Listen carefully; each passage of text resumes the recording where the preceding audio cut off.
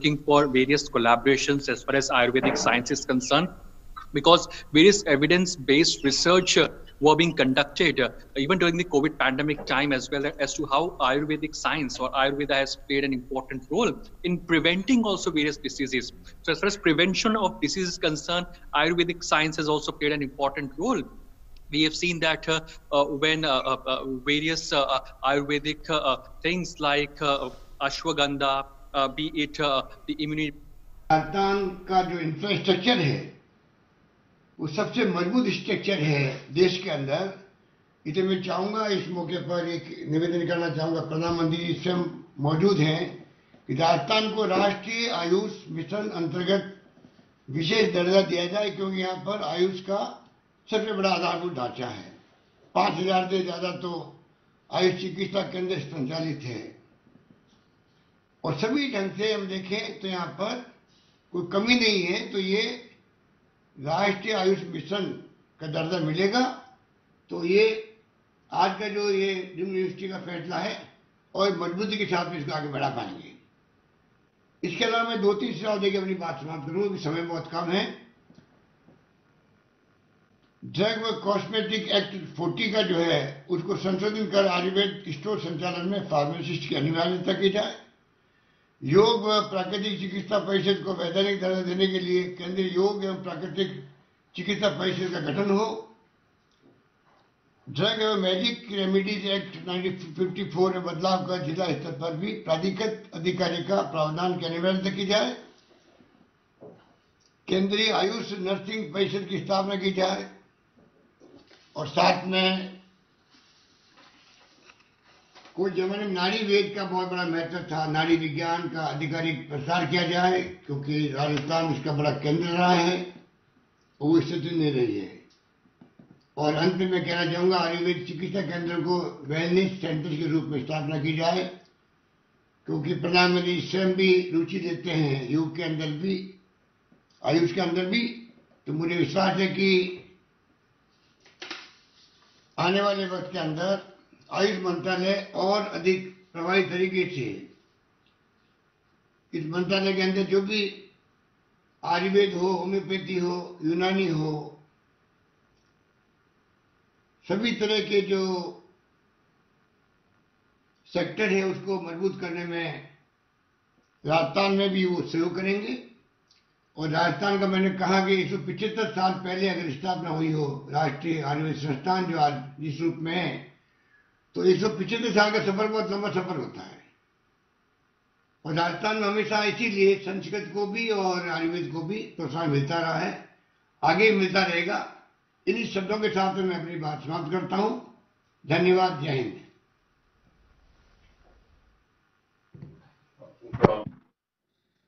धन्यवाद आदरणीय मुख्यमंत्री महोदय।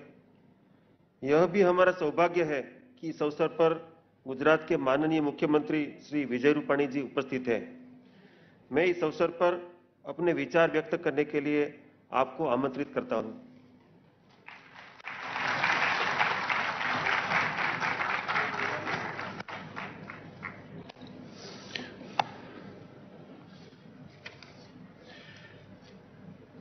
आज के समारंभ में उपस्थित भारत के लोकप्रिय प्रधानमंत्री, जिन्होंने विश्व में भारत को प्रतिष्ठा दी है, ऐसे हमारे गुजरात के सपूत आदरणीय प्रधानमंत्री नरेंद्र भाई मोदी जी, कार्यक्रम में उपस्थित आदरणीय राज्यपाल राजस्थान माननीय कलराज मिश्र जी, गुजरात के राज्यपाल आदरणीय आचार्य देवव्रत जी, केंद्रीय मंत्री आयुष आदरणीय श्रीपाद नायक जी, गुजरात के नायब मुख्यमंत्री आदरणीय नितिन भाई पटेल, हमारे मंत्रिमंडल के सब साथी, यहाँ के सांसद पूनम मैडम जी, भारतीबेन सियाल, आयुष के सेक्रेटरी चेयरमैन श्री राजेश कोटेचा जी, उपस्थित भाई और बहनों, सबसे पहले गुजरात की जनता की ओर से आदरणीय प्रधानमंत्री मोदी जी और श्रीपाद नायक जी को गुजरात की हमारी आयुर्वेदिक यूनिवर्सिटी को जो राष्ट्रीय इंपॉर्टेंस, नेशनल इंपॉर्टेंस देने के लिए बहुत बहुत आभार प्रकट करता हूं, धन्यवाद भी देता हूं। आज धनतेरस पावन अवसर है के दिन देवी शक्ति, पूरी शक्ति की उनके द्वारा जो समुद्र मंथन हुआ था, उसमें शंख चक्र, दिव्य औषधि, अमृत कलश, उसके साथ भगवान धन्वंतरी प्रकट हुए थे। और गुजरात की हमारी भगवान धन्वंतरी वेदों के उपास्य देव थे और उसका अवतरण मनुष्य मात्र के दुख निवारण के लिए उनका अवतरण हुआ था। और आयुर्वेद के प्रथम इंस्टीट्यूट ऑफ नेशनल इंपॉर्टेंस का भी आज अवतरण हो रहा है। ये भी हमारी लिए खुशी की बात है। परमपिता ब्रह्मा जिन्होंने सृष्टि रचना के वक्त आयुर्वेद का स्मरण किया था, आयुर्वेद के ज्ञान जो पहले भी था इसलिए स्मरण होता है। और जामनगर, उसमें पूर्व आयुर्वेद के जो ज्ञान का उनका विरासत और आज नया स्वरूप से समाज के सभी लोगों को आयुर्वेद की वृद्धि के लिए एक प्रस्तुत होने के लिए जा रहा है। हमें बहुत गौरव है, आनंद भी है और मैं फिर से हार्दिक अभिनंदन करता हूं। वैसे तो आयुर्वेद का इतिहास हमारे सौराष्ट्र में गढ़ड़ा और उत्तर गुजरात में पाटन में आयुर्वेद की पाठशालाएं थी और बाद में कॉलेज के युग में जामनगर और भावनगर आजादी के पहले भी आयुर्वेद के महाविद्यालय की स्थापना हो चुकी थी। और वडोदरा में देश की प्रथम महिला के लिए एक आयुर्वेदिक कॉलेज की प्रारंभ हुआ था और 1967 में आयुर्वेदिक यूनिवर्सिटी की स्थापना हुई और उसके बाद देश में बाकी राज्यों में भी आयुर्वेद का गठन हुआ। आज गुजरात में 30 से ज्यादा आयुर्वेद कॉलेज कार्यरत है और आयुर्वेद शिक्षा के उपरांत आयुर्वेद की चिकित्सा के लिए गवर्नमेंट ऑफ गुजरात ने काफी काम किया। जब प्रधानमंत्री भाई मुख्यमंत्री थे तभी उन्होंने आयुर्वेद के विकास के लिए और यूनिवर्सिटी को आगे बढ़ाने के लिए भी काफी कदम उठाए हैं। और मैं मानता हूं कि गुजरात में कोरोना के खिलाफ जो हमारा संक्रमण को रोकने के लिए जो हम संघर्ष कर रहे हैं, उसमें आयुर्वेद औषधों, आयुर्वेद डॉक्टरों, आयुर्वेद के सभी लोगों ने एक महत्वपूर्ण योगदान भी दिया है। ये आयुर्वेदिक कॉलेज का धन्वंतरी मंदिर यानी कि ये यूनिवर्सिटी जो हमारी है, एक विशाल मंदिर की तरह महल और एक भव्य है।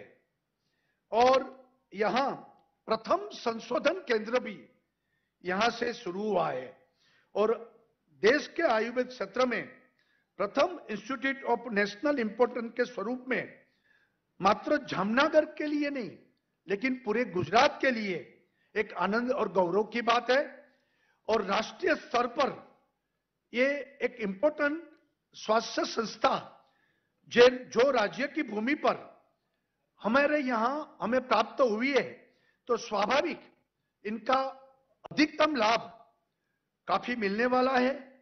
विश्व भर के आयुर्वेद विद्वान, चिकित्सक, वैज्ञानिक ये कार्य करेंगे और इसका ज्ञान का सीधा लाभ गुजरात की जनता को मिलेगा, देश की जनता को मिलेगा।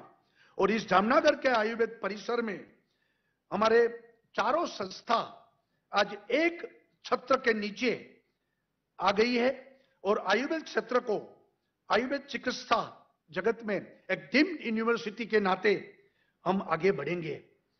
मुझे ये भी खुशी है कि आयुर्वेद में हम आगे बढ़ रहे हैं और दुनिया इसका स्वीकार कर रही है और यहां से 90 किलोमीटर दूर एम्स का भी राजकोट में जो निर्माण हो रहा है, तो ये आरोग्य क्षेत्र में दोनों एक सक्षम संस्थाएं भारत सरकार ने गुजरात को भेंट के रूप में दिया है। भारत सरकार का फिर से मैं आभार प्रकट करता हूं और इसके सहयोग से आने वाले दिन में गुजरात एक नई ऊंचाई और नई दिशा प्राप्त करेंगे। आयुर्वेद औषधों की मांग पूरे दुनिया में आज हो रही है और गुणवत्ता युक्त औषधों और साइंटिफिकली एंडोर्समेंट के साथ एक उच्च गुणवत्ता की शिक्षण और यहां से जो चिकित्सा और औषधों और रिसर्च के बाद एक आयुर्वेद का महत्व पूरी दुनिया में प्रधानमंत्री जो योग को जिस तरीके से उनको महत्व प्रदान किया, ऐसा आयुर्वेद का भी होगा। हमारे पुराण, वेद, उपनिषद, आयुर्वेद चिकित्सा को पूरी दुनिया में रिकॉग्नाइजेशन मिलेगा। फिर से मैं गुजरात की जनता की ओर से आज के शुभ दिन पर भारत सरकार का आभार प्रकट करता हूं, प्रधानमंत्री जी का भी आभार प्रकट करता हूं कि हमारी इस संस्था को अपने नेशनल इंपॉर्टेंस देने के लिए आपको फिर से धन्यवाद। जय जय गरीबी गुजरात, भारत माता की जय।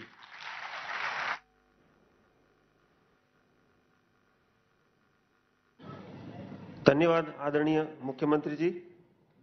इस अवसर पर मुझे यह घोषणा करते हुए प्रसन्नता हो रही है कि हमें विश्व स्वास्थ्य संगठन के महानिदेशक डॉक्टर टेड्रोस घेब्रेयेसस का आयुर्वेद दिवस संदेश प्राप्त हुआ है। विश्व के प्रमुख स्वास्थ्य संगठन के अध्यक्ष का यह संदेश विश्व भर में आयुर्वेद के बढ़ते वर्चस्व का द्योतक है। पिछले दिनों माननीय प्रधानमंत्री जी का विश्व आयुर्वेद संगठन के डीजी के साथ बात हुई थी, उसी के बाद उनका यह संदेश प्राप्त हुआ है। आइए विश्व स्वास्थ्य संगठन के महानिदेशक का वीडियो संदेश सुने।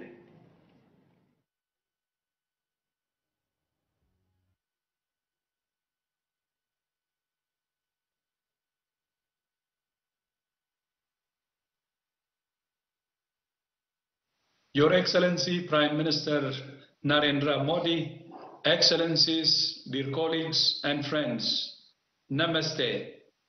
Traditional systems of medicine such as Ayurveda can play an important role in integrated, people-centered health services and self-care, but they have not received enough attention.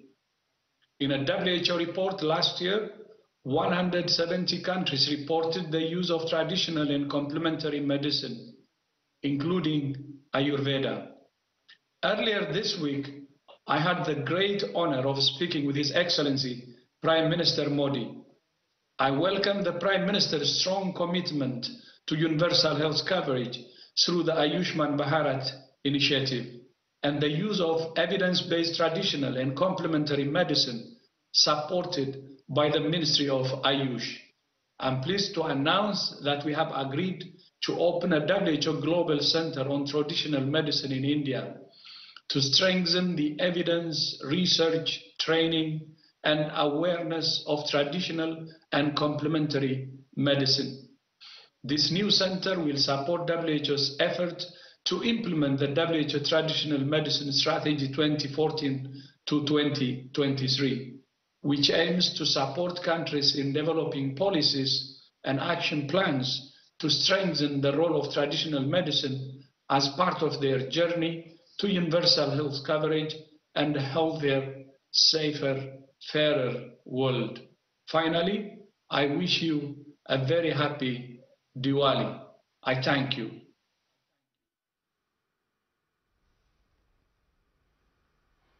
धन्यवाद।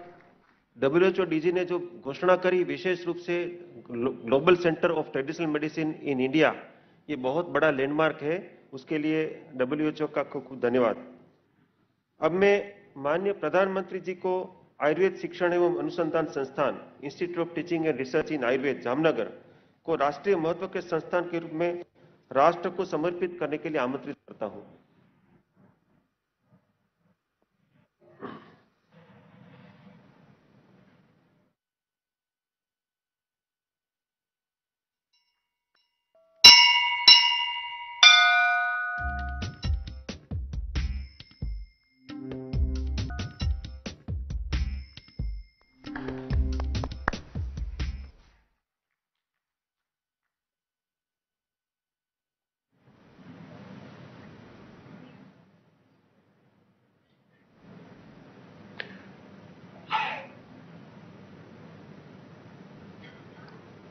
अब मैं माननीय प्रधानमंत्री जी को जामनगर के संस्थान का लोकार्पण करने के लिए भी आमंत्रित करता हूं।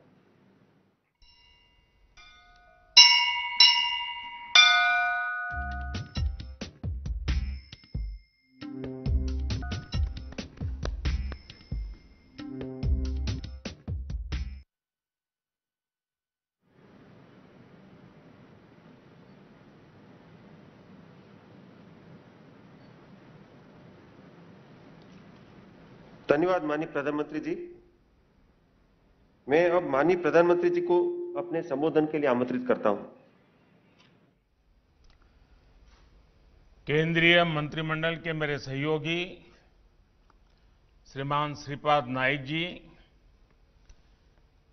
राजस्थान के मुख्यमंत्री श्रीमान अशोक गहलोत जी,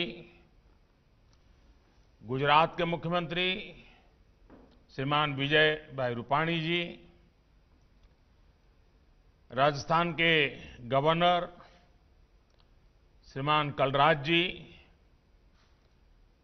गुजरात के गवर्नर श्रीमान आचार्य देवव्रत जी,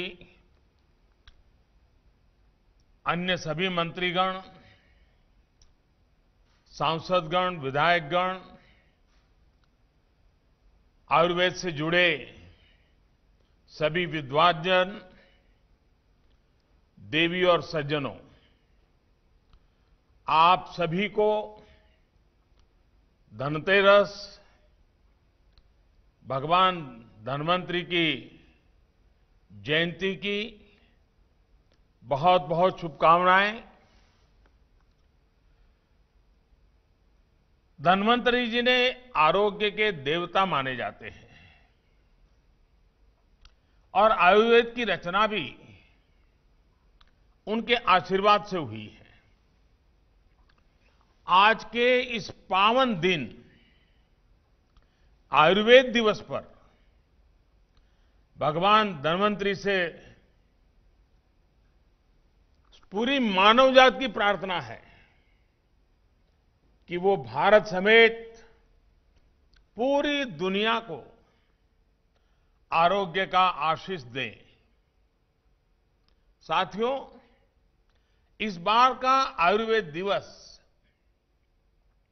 गुजरात और राजस्थान के लिए विशेष है। हमारे युवा साथियों के लिए भी विशेष है। आज गुजरात के जामनगर में institute of teaching and research इन आयुर्वेदा को इंस्टीट्यूट ऑफ नेशनल इंपॉर्टेंस के रूप में मान्यता मिली है। इसी तरह जयपुर के राष्ट्रीय आयुर्वेद संस्थान को भी डीम्ड यूनिवर्सिटी के रूप में आज लोकार्पित किया गया है। आयुर्वेद में उच्च शिक्षा, रिसर्च और स्किल डेवलपमेंट से जुड़े इन बेहतरीन संस्थानों के लिए राजस्थान, गुजरात के साथ ही पूरे देश को बहुत बहुत बधाई। साथियों, आयुर्वेद भारत की एक विरासत है जिसके विस्तार में पूरी मानवता की भलाई है। ये देखकर किस भारतीय को खुशी नहीं होगी कि हमारा पारंपरिक ज्ञान अब अन्य देशों को भी समृद्ध कर रहा है। आज ब्राजील की राष्ट्रीय नीति में आयुर्वेद शामिल है। भारत अमेरिका संबंध हो, भारत जर्मनी रिश्ते हो, आयुष और भारतीय पारंपरिक चिकित्सा पद्धति से जुड़ा सहयोग निरंतर बढ़ रहा है। ये भी प्रत्येक भारतीय के लिए बहुत गर्व की बात है कि WHO ने, और अभी WHO के मुखिया और मेरे मित्र, उन्होंने एक बहुत महत्वपूर्ण घोषणा की है। WHO ने global centre for traditional medicine, इसकी स्थापना के लिए दुनिया में से भारत को चुना है और अब भारत में से दुनिया के लिए इस दिशा में काम होगा। भारत को ये बड़ी जिम्मेदारी सौंपने के लिए मैं वर्ल्ड हेल्थ ऑर्गेनाइजेशन का, विशेष रूप से WHO के महानिर्देशक मेरे मित्र डॉक्टर टेड्रोस का भी हृदय से आभार व्यक्त करता हूं। मुझे विश्वास है कि जिस प्रकार Bharat pharmacy of the world इस रूप में उभरा है, उसी प्रकार पारंपरिक चिकित्सा का यह सेंटर भी ग्लोबल वेलनेस का सेंटर बनेगा। ये सेंटर दुनिया भर की ट्रेडिशनल मेडिसिन्स के विकास और उनसे जुड़ी रिसर्च को नई बुलंदियां देने वाला साबित होगा। साथियों, बदलते हुए समय के साथ आज हर चीज इंटीग्रेट हो रही है। स्वास्थ्य भी इससे अलग नहीं है। इसी सोच के साथ देश आज इलाज की अलग अलग पद्धतियों के इंटीग्रेशन, सभी को महत्व देने की तरफ एक के बाद एक कदम उठा रहा है। इसी सोच ने आयुष को, आयुर्वेद को देश की आरोग्य नीति, हेल्थ पॉलिसी का प्रमुख हिस्सा बनाया है। आज हम स्वास्थ्य के अपने पारंपरिक खजाने को सिर्फ एक विकल्प नहीं, बल्कि देश के आरोग्य का बड़ा आधार बना रहे हैं।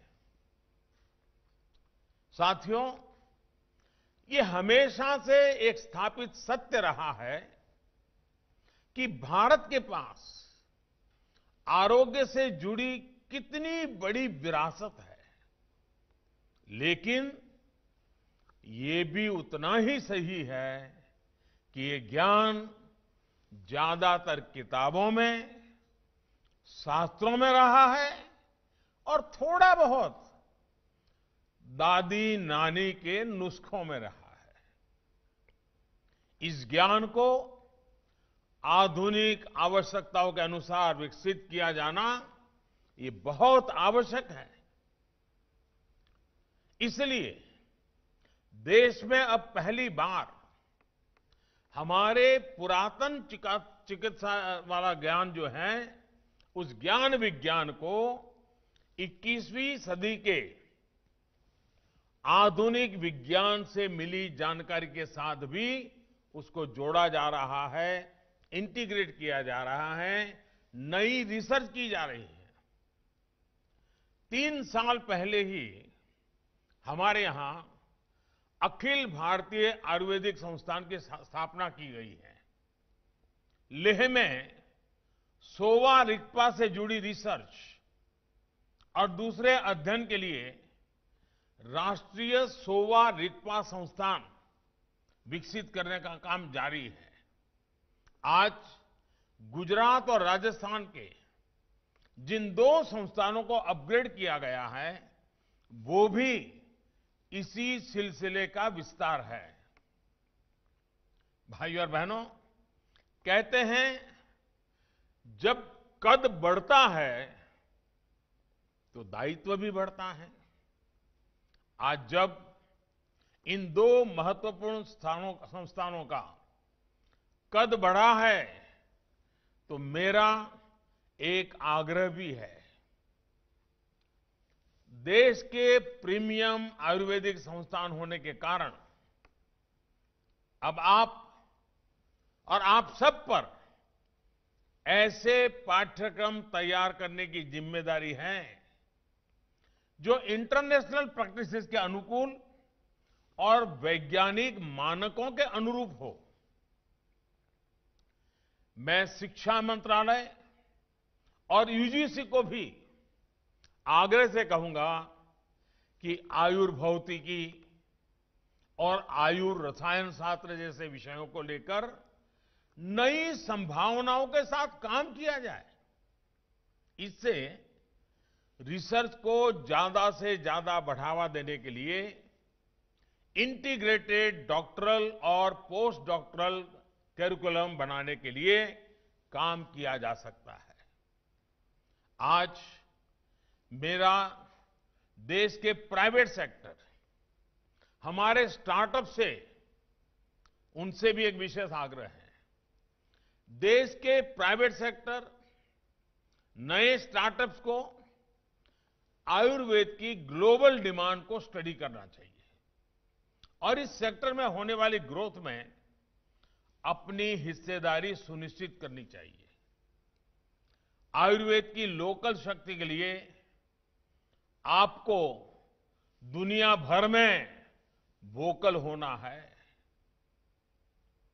मुझे विश्वास है कि हमारे साझा प्रयासों से आयुष ही नहीं बल्कि आरोग्य का हमारा पूरा सिस्टम एक बड़े बदलाव का साक्षी बनेगा। साथियों, आप भली भांति ये भी जानते हैं कि इसी साल संसद के मॉनसून सत्र में 2 ऐतिहासिक आयोग भी बनाए गए हैं। पहला, national commission for Indian systems of medicine और दूसरा, नेशनल कमीशन फॉर होम्योपैथी। यही नहीं, नई राष्ट्रीय शिक्षा नीति में भी भारत की मेडिकल एजुकेशन में इंटीग्रेशन की अप्रोच को प्रोत्साहित किया गया है। इस पॉलिसी की भावना है कि एलोपैथिक एजुकेशन में आयुर्वेद की बेसिक जानकारी जरूरी हो और आयुर्वेदिक एजुकेशन में एलोपैथिक प्रैक्टिसेस की मूल जानकारी जरूरी हो। ये कदम आयुष और भारतीय पारंपरिक चिकित्सा पद्धति से जुड़ी शिक्षा और रिसर्च को और मजबूत बनाएंगे। साथियों, 21वीं सदी का भारत अब टुकड़ों में नहीं, होलिस्टिक तरीके से सोचता है। हेल्थ से जुड़ी चुनौतियों को भी अब होलिस्टिक अप्रोच के साथ उसी तरीके से ही सुलझाया जा रहा है। आज देश में सस्ते और प्रभावी इलाज के साथ साथ प्रिवेंटिव हेल्थ केयर पर वेलनेस ज्यादा फोकस किया जा रहा है। आचार्य चरक ने भी कहा है, स्वस्थस्य स्वास्थ्य रक्षणम आतुरस्य विकार प्रशमन च, यानी स्वस्थ व्यक्ति के स्वास्थ्य की रक्षा करना और रोगी को रोग मुक्त करना, ये आयुर्वेद के उद्देश्य हैं। स्वस्थ व्यक्ति स्वस्थ ही रहे, इसी सोच के साथ ऐसे हर कदम उठाए जा रहे हैं जिससे बीमार करने वाली स्थितियां दूर हो। एक तरफ साफ सफाई, स्वच्छता, शौचालय, साफ पानी, धुआं मुक्त रसोई, पोषण, इन सभी पर ध्यान दिया जा रहा है, तो वहीं 1.5 लाख हेल्थ और वेलनेस सेंटर्स हिंदुस्तान के कोने कोने में तैयार किए जा रहे हैं। इनमें विशेष तौर पर 12,500 से ज्यादा आयुष वेलनेस सेंटर्स पूरी तरह आयुर्वेद को समर्पित हैं, आयुर्वेद से जुड़े बन रहे हैं। साथियों, वेलनेस का ये भारतीय दर्शन आज पूरी दुनिया को आकर्षित कर रहा है। कोरोना के इस मुश्किल समय ने फिर दिखाया है कि हेल्थ एंड वेलनेस से जुड़ी भारत की ये पारंपरिक विद्या कितनी कारगर है। जब कोरोना से मुकाबले के लिए कोई प्रभावी तरीका नहीं था, तो भारत के घर घर में हल्दी, दूध और काढ़ा जैसे अनेक इम्यूनिटी बूस्टर उपाय बहुत काम आए। इतनी बड़ी जनसंख्या, इतनी घनी आबादी और ऐसा हमारा देश अगर आज संभली हुई स्थिति में है, तो उसमें हमारी इस परंपरा की भी अहम भूमिका रही है। साथियों, कोरोना काल में पूरी दुनिया में आयुर्वेदिक प्रोडक्ट्स की मांग तेजी से बढ़ी है। बीते साल की अपेक्षा इस साल सितंबर में आयुर्वेदिक उत्पादों का निर्यात लगभग 1.5 गुना, करीब 45% बढ़ा है। यही नहीं, मसालों के निर्यात में भी काफी बढ़ोतरी दर्ज की गई है। हल्दी, अदरक, ऐसी चीजें जो इम्यूनिटी बूस्टर मानी जाती हैं, उनका निर्यात अचानक इस तरह बढ़ना ये दिखाता है कि दुनिया में आयुर्वेदिक समाधानों और भारतीय मसालों पर विश्वास कितना बढ़ रहा है। अब तो कई देशों में हल्दी से जुड़ी विशेष पेय पदार्थों की भी प्रचलन बढ़ रहा है। आज दुनिया के प्रतिष्ठित मेडिकल जर्नल्स भी आयुर्वेद में नई आशा, नई उम्मीद देख रहे हैं। साथियों, कोरोना के इस काल में हमारा फोकस सिर्फ आयुर्वेद के उपयोग तक ही सीमित नहीं रहा, बल्कि इस मुश्किल घड़ी का इस्तेमाल आयुष से जुड़ी रिसर्च को देश और दुनिया में आगे बढ़ाने के लिए किया जा रहा है। आज एक तरफ भारत जहां वैक्सीन की टेस्टिंग कर रहा है, वहीं दूसरी तरफ कोविड से लड़ने के लिए आयुर्वेदिक रिसर्च पर भी इंटरनेशनल कोलैबोरेशन को तेजी से बढ़ा रहा है। अभी हमारे साथी श्रीपाद जी ने बताया कि इस समय 100 से ज्यादा स्थानों पर रिसर्च चल रही है।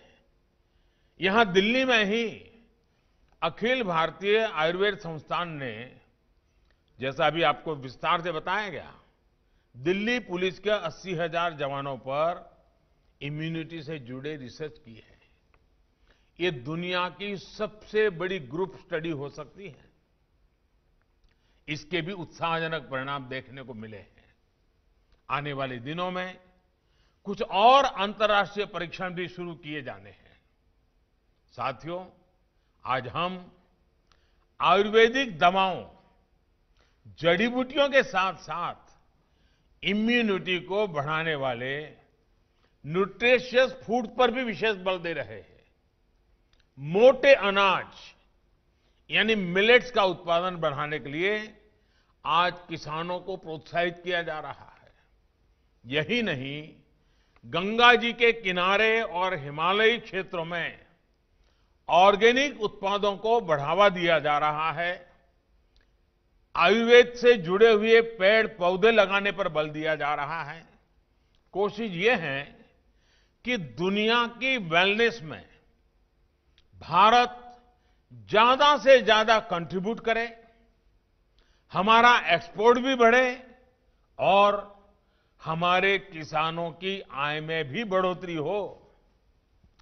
आयुष मंत्रालय इसके लिए एक व्यापक योजना पर काम कर रहा है। आपने भी देखा होगा कि कोविड महामारी शुरू होने के बाद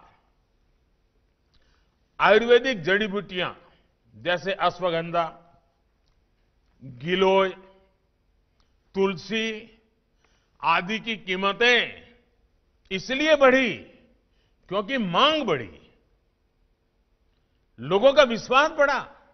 मुझे बताया गया है कि इस बार अश्वगंधा की कीमत पिछले साल के मुकाबले 2 गुनी से भी ज्यादा तक पहुंची है। इसका सीधा लाभ इन पौधों, इन जड़ी बूटियों की खेती करने वाले हमारे किसान परिवारों तक पहुंचा है। हालांकि अनेक जड़ी बूटियां हैं जिनकी उपयोगिता के बारे में अभी भी हमारे यहां जागरूकता और बढ़ाने की जरूरत है।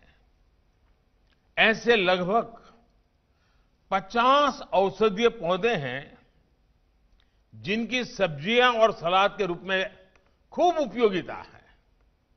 ऐसे में कृषि मंत्रालय हो, आयुष मंत्रालय हो या फिर दूसरे विभाग हो, सभी के संयुक्त प्रयासों से इस क्षेत्र में बड़ा परिवर्तन आ सकता है। साथियों, आयुर्वेद से जुड़े इस पूरे इकोसिस्टम के विकास में देश में हेल्थ एंड वेलनेस से जुड़े टूरिज्म को भी बढ़ावा मिलेगा। गुजरात और राजस्थान में तो इसके लिए असीम संभावनाएं भी हैं। मुझे विश्वास है कि जामनगर और जयपुर के ये दोनों संस्थान इस दिशा में भी लाभकारी सिद्ध होंगे। एक बार फिर से आप सभी को बहुत बहुत बधाई। आज छोटी दिवाली है, कल बड़ी दिवाली है।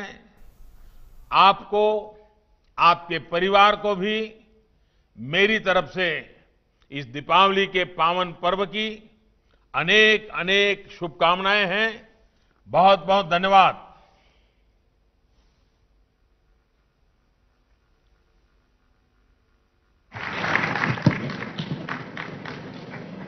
धन्यवाद माननीय प्रधानमंत्री महोदय।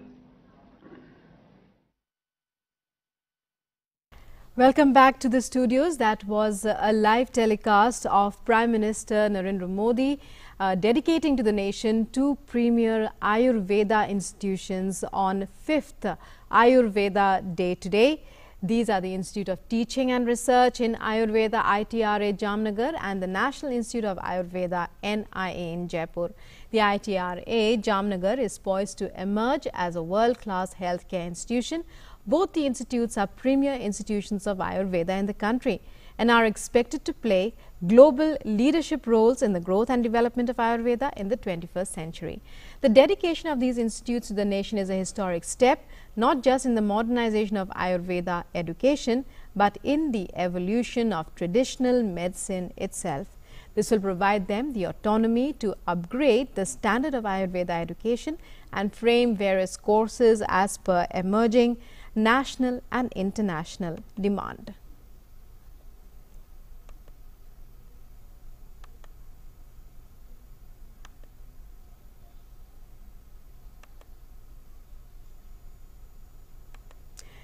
In other news, in Bihar, NDA leaders are scheduled to have an informal meeting in Patna today. CM Nitish Kumar, Sushil Modi, Bhupendra Yadav and other leaders of the NDA are likely to attend. Nitish Kumar has said that the people of the state have given mandate to the NDA, and so the NDA will form the government in the state. The Chief Minister was speaking to media in Patna on Thursday. तो बिहार की जनता का निर्णय है। लोगों ने जो उनके हाथ में ताकत थी, जनता मालिक है और जनता का निर्णय हो गया। पुनः एनडीए को बहुमत प्राप्त हुआ है। और एनडीए की सरकार बनेगी। BJP leader Anurag Singh Thakur has said that people of West Bengal will choose the path of development. Like the people of Bihar, there is no place for violence in a democracy, and change happens not by the bullet but by the ballot. ना पश्चिम बंगाल के लोग हिंसा से डरेंगे, ना ममता सरकार की नीतियों का समर्थन करेंगे। वो तो जानते हैं कि मोदी जी ने मदद भेजी आपदा के समय, वो भी नीचे तक ममता सरकार नहीं पहुंचा पाई। ये प्रश्न चिन्ह खड़ा होता है, आखिरकार केंद्र की सहायता को भी नीचे तक क्यों नहीं पहुंचा गया? केंद्र की नीतियों को भी वहां पर लागू क्यों नहीं किया गया? आखिर गरीब जनता को इससे दूर क्यों रखा जा रहा है? इसको लेकर बहुत बड़े प्रश्न चिन्ह खड़े होते हैं और हिंसा का स्थान लोकतंत्र में नहीं है। आप बुलेट के साथ नहीं जीत सकते, आपको बैलेट के साथ जीतना पड़ेगा। The high-level committee under the chairmanship of the Union Home Minister Amit Shah has approved additional central assistance under the National Disaster Response Fund to 6 states affected by cyclone and floods as well as landslides this year. In the aftermath of Cyclone Amphan, the Prime Minister Narendra Modi had visited the affected states of West Bengal and Odisha on the 22nd of May this year. As announced by PM Modi, financial assistance of 1,000 crore rupees to West Bengal and 500 crore rupees to Odisha were released in advance on 23rd May 2020 for immediate relief activities in these states. In addition, the Prime Minister had also announced 2 lakh rupees ex gratia for the next of kin of the dead and 50,000 rupees for the injured, which was over and above the ex gratia provided through the State Disaster Response Fund and the NDRF. In all the 6 states, the central government had deputed inter-ministerial central teams immediately after the calamities without waiting for the receipt of memorandum from the affected state governments. In addition, during the financial year 2020-21 till date, the central government has released 15,524.43 crore rupees to 28 states from the SDRF. India Post Payments Bank IPPB of Department of Posts have launched doorstep service for submission of digital life certificate through Postman. The facility to submit life certificate online through Jeevan Praman portal was launched in November 2014 by the Prime Minister to provide a convenient and transparent facility to pensioners. In order to make this facility available across the country, India Post Payments Bank utilizes its huge network of postmen and Gramin Dak Sevaks in providing doorstep facility to pensioners. This facility will be in addition to other facilities such as withdrawal of money from bank accounts while sitting at home without visiting bank branch or standing in a queue outside bank branches. IPPB is utilizing its national network of more than 1,36,000 access points in post offices and more than 1,89,000 postmen and Gramin Dak Sevaks with smartphones and biometric devices. In order to avail the service, pensioners can get detailed information on IPPBonline.com. It is a chargeable service and will be available to all central government pensioners across the country, irrespective of the fact their pension accounts are in a different bank. In view of the current pandemic, it is a huge relief for pensioners to submit life certificate while staying at home.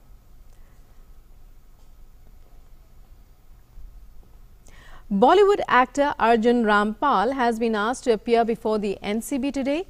A summons has been issued to him by NCB as part of its probe into the alleged drug use in Bollywood. Rampal's partner Gabriela Demetriades was questioned by the agency for the second consecutive day in the case. Last month, Gabriela's brother Agisilaus Demetriades was arrested by the agency from a resort at Lonavala. The agency, which has launched a probe into the alleged drug use in Bollywood after the death of Sushant Singh Rajput on the basis of WhatsApp chats involving drugs, has also arrested Bollywood producer Feroz Nadiadwala's wife after marijuana was allegedly found at their residence in suburban Juhu. Thursday was the last day for filing nominations for District Development Council elections in the Union Territory of Jammu and Kashmir. As per the State Election Commission, a total of 2,473 nominations were filed, of which 352 were for District Development Councils, 360 for Sarpanchs and 1,761 for punches. The last date for withdrawal of nominations for Phase 1 is the 16th of November. For the first phase of DDC elections, a total number of 2,644 polling stations will be set up, and there are 7,03,620 electors. Polling for the first phase will be held on the 28th of November. Meanwhile, Director General of Jammu and Kashmir Police Dilbagh Singh reviewed the security arrangements and preparedness for the upcoming district development, block development councils and panchayat polls in an officers' meeting. And Delhi's air quality further dipped to very poor. The capital was again seen draped under foul air, causing breathing ailments and lower visibility. The overall air quality in the city was registered at 344 this morning. And India has crossed several landmark milestones in its collective fight against COVID-19. Over 81,15,000 people have recovered.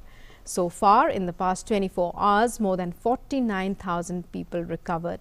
India has the best position per million cases of COVID. The recovery rate in the country has been 92.89%. At the same time, the death rate has come down to 1.48%.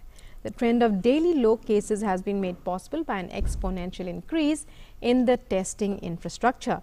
A cumulative total of 12,31,01,739 samples have been tested up to 12th November 2020. In a tweet, the Health Ministry informed comprehensive and high testing is pivotal in the strategy to curb the chain of transmission. From a few tests in January, India has scaled a high of more than 12 crore total tests in November. With daily capacity of 15 lakh tests, more than 11 lakh tests were conducted on an average every day in the past 6 weeks. Such comprehensive testing has led to early identification, quick isolation, timely hospitalization and effective treatment of COVID cases. These eventually result in decreased positivity rate and low fatality rate.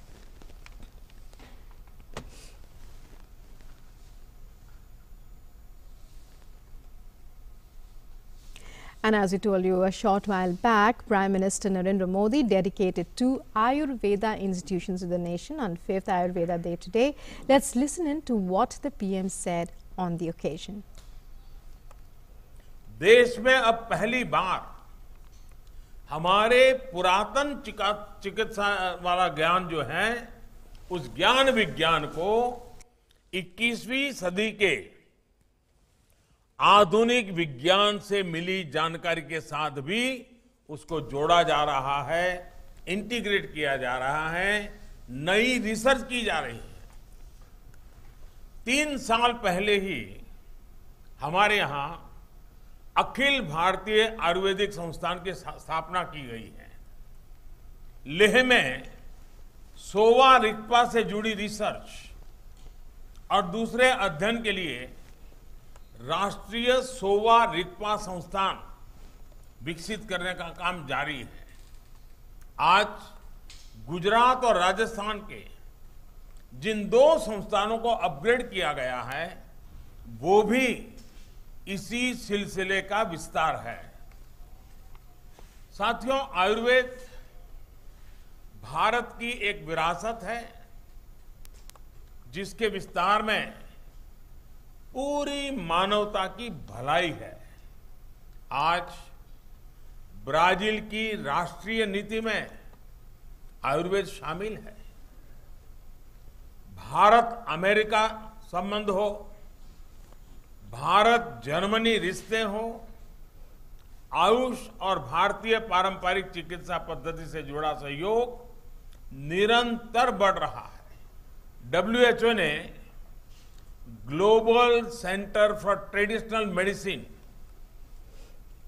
इसकी स्थापना के लिए दुनिया में से भारत को चुना है और अब भारत में से दुनिया के लिए इस दिशा में काम होगा कि हमारे साझा प्रयासों से आयुष ही नहीं बल्कि आरोग्य का हमारा पूरा सिस्टम एक बड़े बदलाव का साक्षी बनेगा। इसी साल संसद के मॉनसून सत्र में 2 ऐतिहासिक आयोग भी बनाए गए हैं। पहला, national commission for Indian systems of medicine और दूसरा नेशनल कमीशन फॉर होम्योपैथी। यही नहीं, नई राष्ट्रीय शिक्षा नीति में भी भारत की मेडिकल एजुकेशन में इंटीग्रेशन की अप्रोच को प्रोत्साहित किया गया है। And the Prime Minister on Thursday congratulated Myanmar's Aung San Suu Kyi